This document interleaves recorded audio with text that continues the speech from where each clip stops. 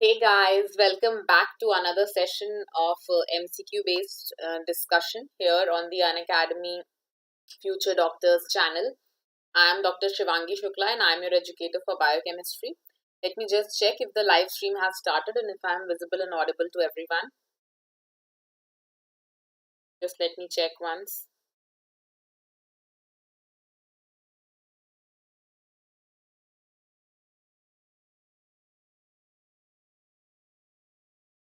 Do let me know if I am visible and audible to everyone. Is my video clear? Tell me, guys.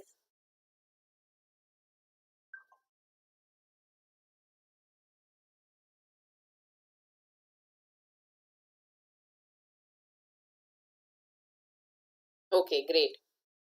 So, I am your educator for biochemistry, Dr. Shivangi Shukla. I welcome everyone here in this MCQ based discussion session.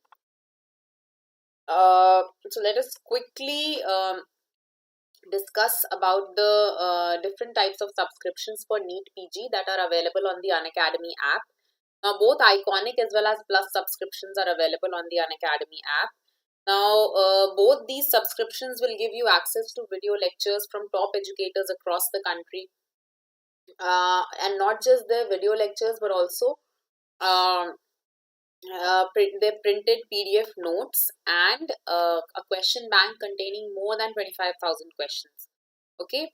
Now, also you have the freedom to study on any device of your choice, be it your phone, laptop, tablet, whatever. Okay. The iconic subscription will also give you access to resources from Prep Ladder.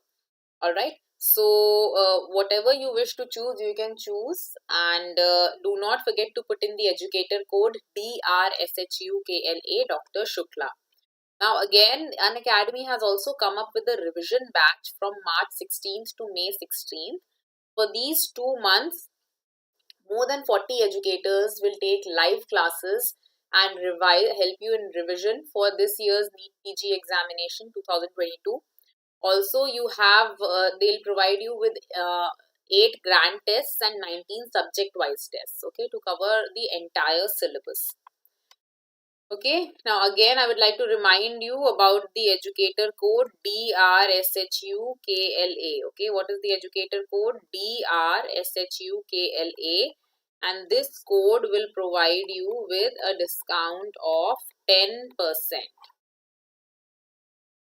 Okay, 10% discount by this code, by using this code DRSHUKLA. Okay, Dr. Shukla.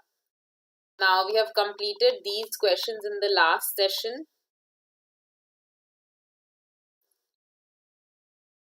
Now this is the first question for this session. Methyl malonyl aciduria is seen in the deficiency of which of the following? Is it A, vitamin B12, B, folic acid, C, biotin, or D, thiamine? Methyl malonyl aciduria is seen in the deficiency of which of the following? Okay, alright, your time starts now. You have 2 minutes to answer this question and answer this in the comment section. Okay, provide the answer in the comment section directly.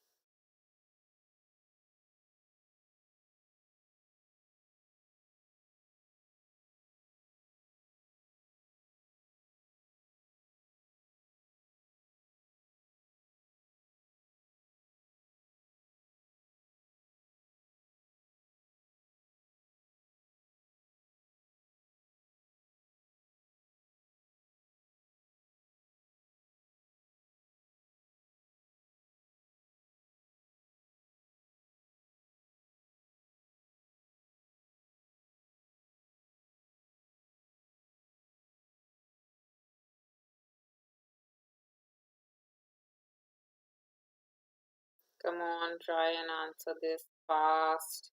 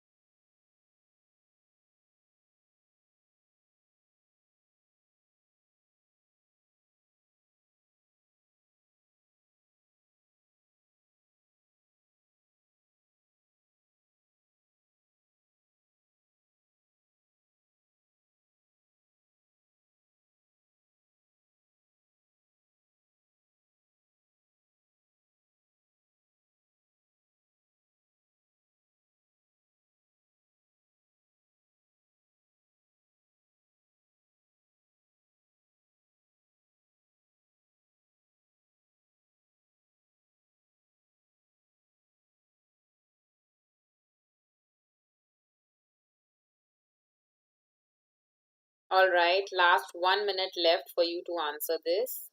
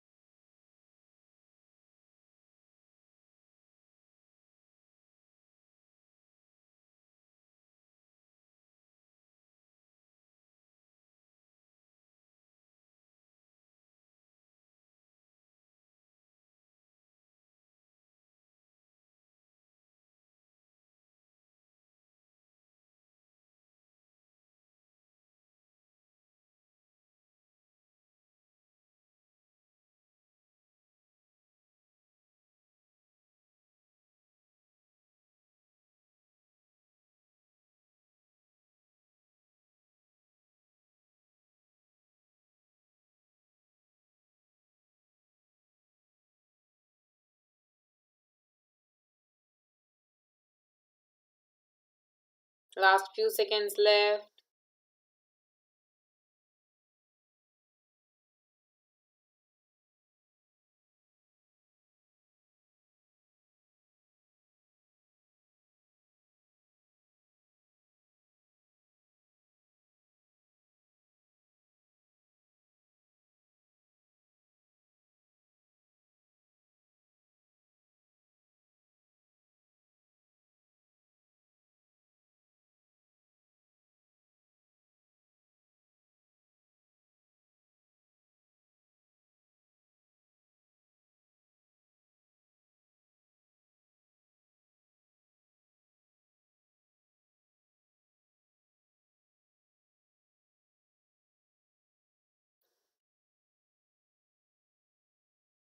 So the correct answer here is vitamin B12.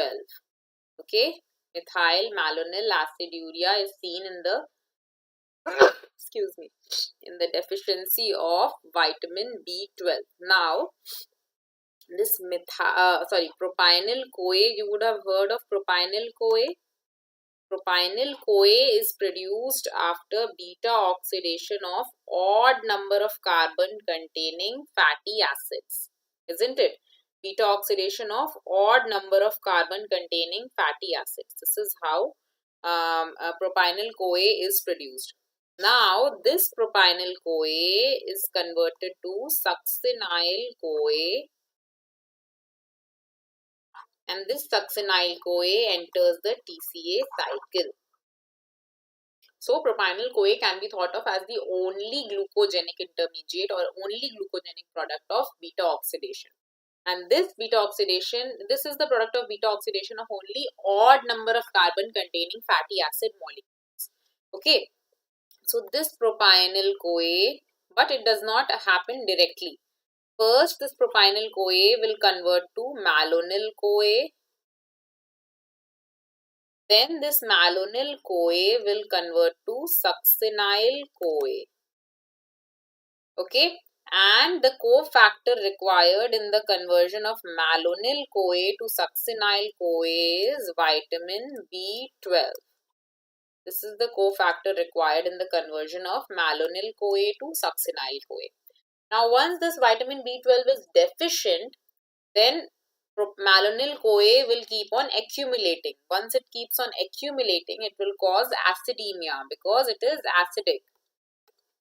When it causes acidemia in the blood, that is, it decreases the pH of the blood, then the kidneys will come in to reduce this metabolic acidosis through excretion of this in the urine. Now, excretion of methyl malonate in the urine causes methyl malonyl aciduria. Understood? So therefore, deficiency of vitamin B12 is going to lead to methyl malonyl aciduria. Next question. Anderson disease involves the deficiency of A. debranching enzyme, B. Branching enzyme, C. Glucose 6-phosphatase, or D. Glycogen phosphorylase. Okay, come on.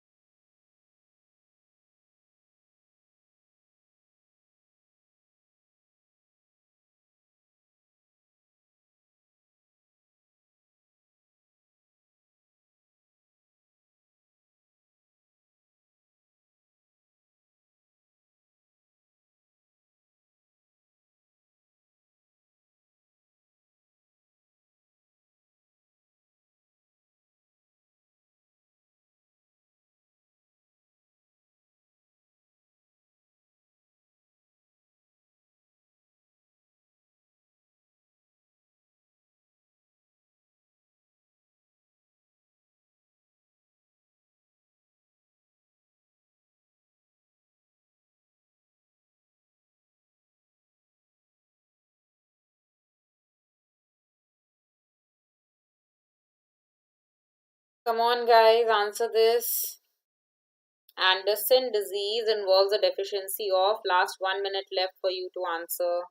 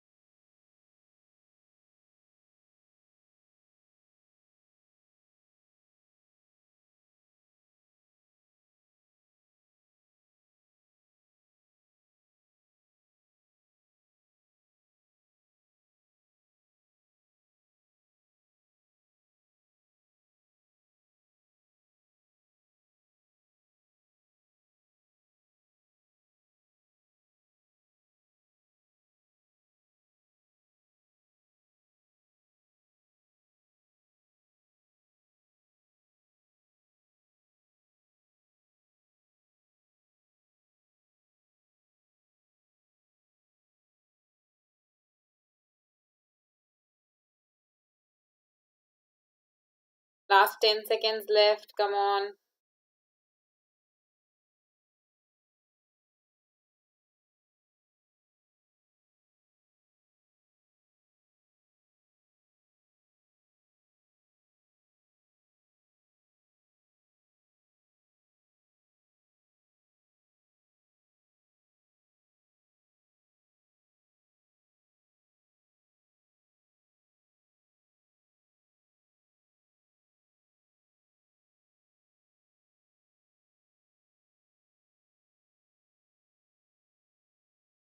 Okay. So the correct answer is Anderson's disease involves the deficiency of branching enzyme. How did we remember this? How did we remember? A for Anderson, B for branching. A and B. Then C for Cories, D for debranching.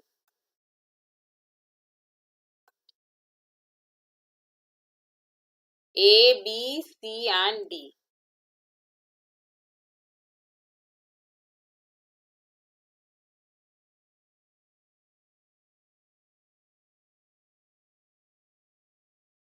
Okay, understood this?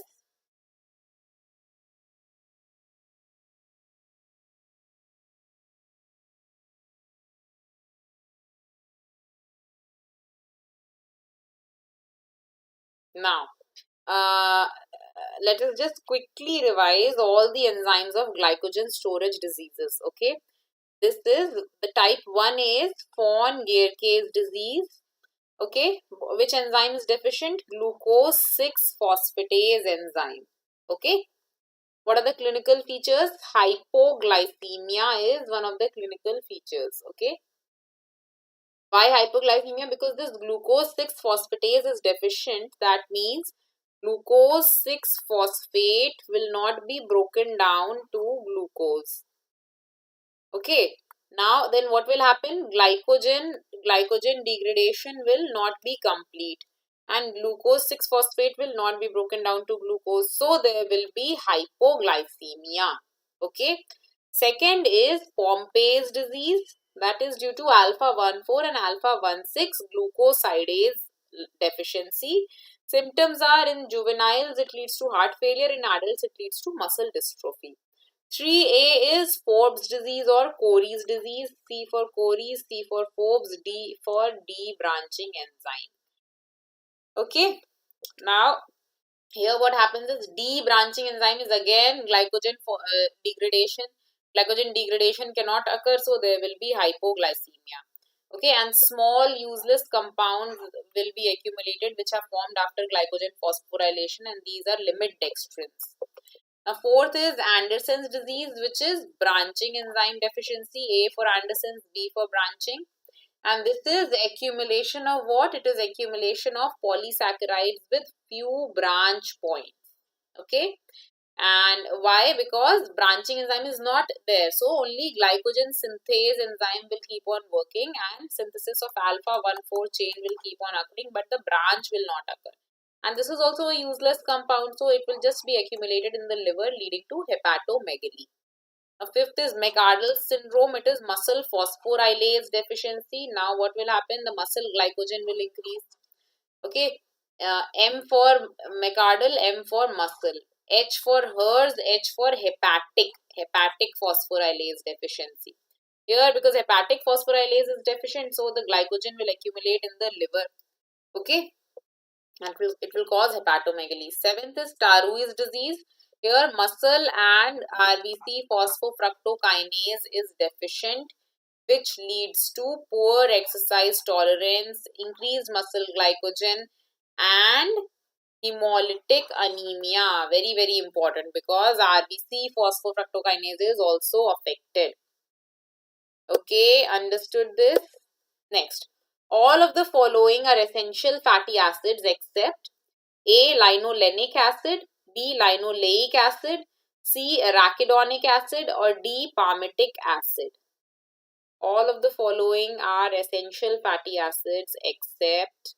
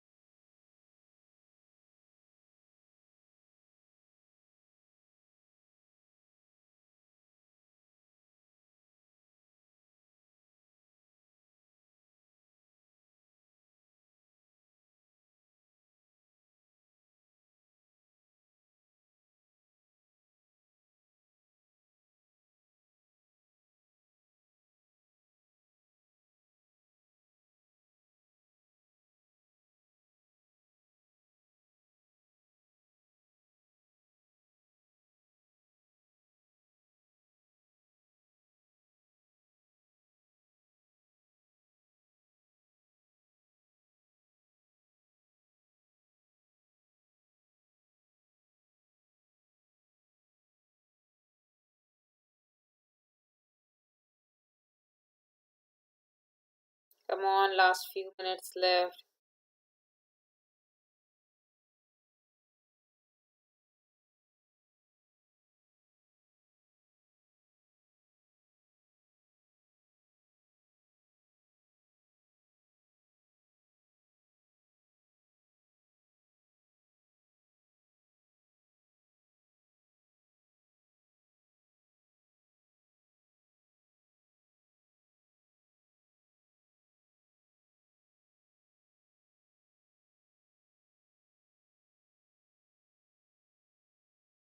Okay, so the correct answer here is palmitic acid, D, palmitic acid. Okay, now these are the three essential fatty acids. That means they have to be present in the diet. They have to be present in the diet. Okay, they cannot be synthesized inside the body. They have to be present in the diet. All right, next. In which of the following conditions will tyrosine behave as an essential amino acid? Okay, A, phenylketonuria, B, alkaptonuria, C, homocystinuria, or D, tyrosinosis. A, phenylketonuria, B, alkaptonuria, C, homocystinuria, or D, tyrosinosis. Okay, your time has started. You can answer in the chat section.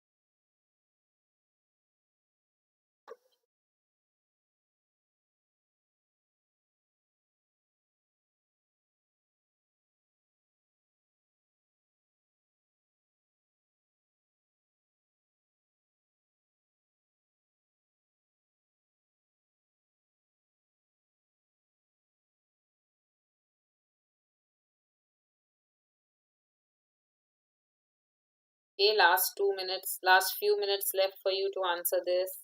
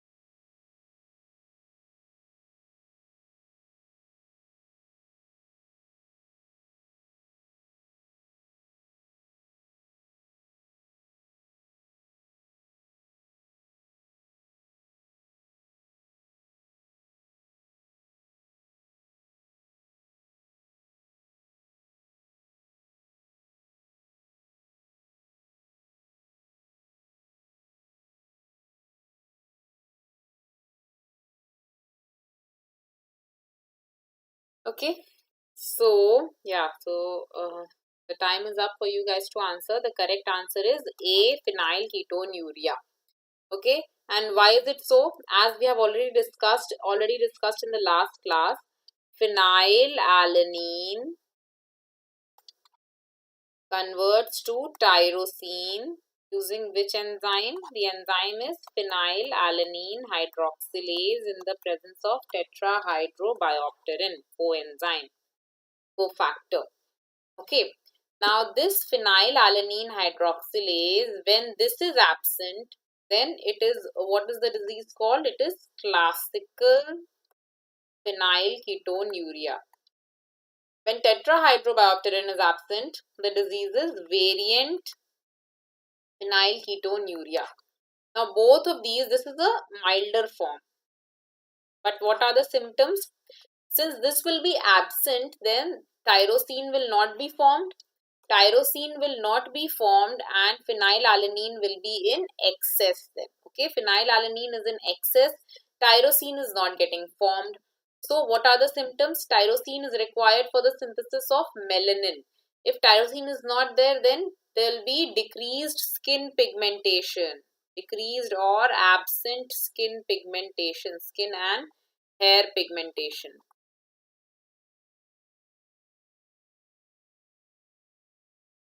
And excess of phenylalanine will cause neurological symptoms. What are the neurological symptoms? Like ADHD, seizures, cognitive delay.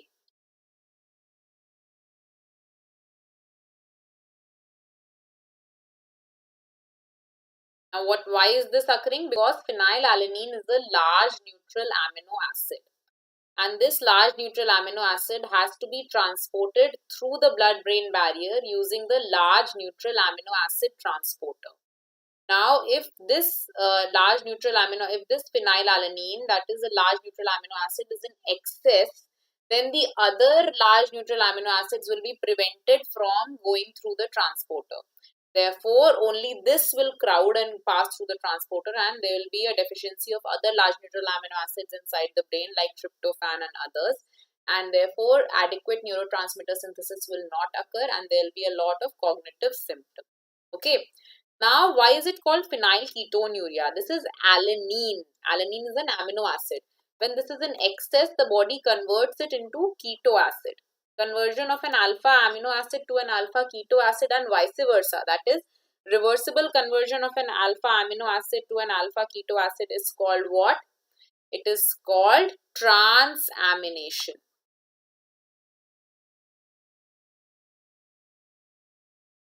Okay.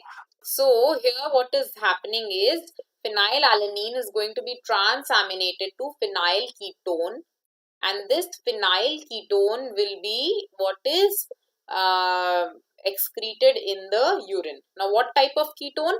The majority, usually alanine transaminates to pyruvate. Is that exact? Isn't it?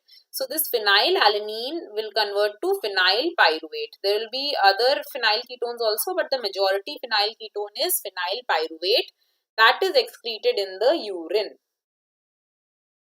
Understood this or not? Now I hope you guys have understood this. Okay, so this will be it for this session. We'll meet again in the next session starting in 5 minutes. All of you do stay tuned for the next session. We'll meet after 5 minutes. Okay, guys. All right, then see you. We'll start from the next question in the next session. Okay.